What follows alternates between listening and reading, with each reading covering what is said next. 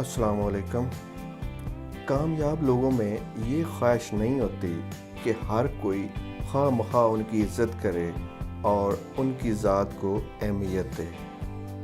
کامیاب لوگ اس بات سے پریشان نہیں ہوتے کہ لوگ ان کے بارے میں کیا سوچتے ہیں، کیا کہتے ہیں اور کیا محسوس کرتے ہیں۔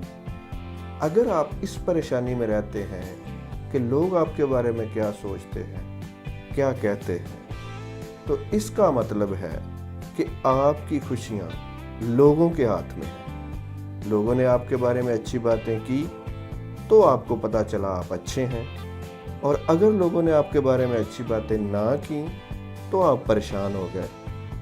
اپنی خوشیوں کو اپنے قبضے میں رکھیں، اپنے بارے میں خود اپنی رائے قائم کریں اور اس اچھی رائے کو اہمیت دینا سیکھیں۔